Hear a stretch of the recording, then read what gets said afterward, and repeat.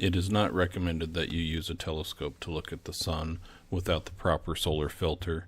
However, this video does show some examples of how a telescope could be set up to project images of the sun. Use this information at your own risk. You may damage your vision and your telescope. I'm using a Celestron 100mm refractor telescope. I'm using the Aperture Mask up front, but no solar filter. It's on a tracking mount, tracking the sun.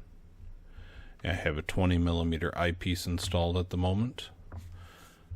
The image is focused through the focuser and projecting down towards the ground to a piece of paper. As we get closer, you can see on this image it's approximately 8.5 inches diameter for the projected image of the sun. You can see some sunspots, and you see clouds passing in front of it. And you can also see that the sun has drifted out of the field of view. I'm adjusting the targeting right now. Note that this telescope is located in Michigan in January inside of a house.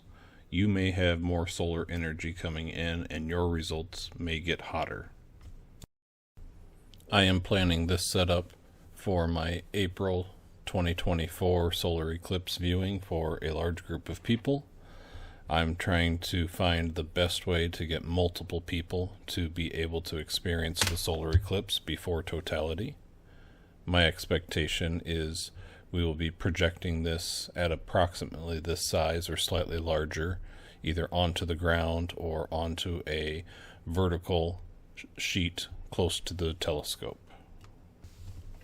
This method should work with a telescope much smaller than this one. Perhaps 50mm or 2-inch telescopes should be fine, because this telescope does have the aperture mask installed.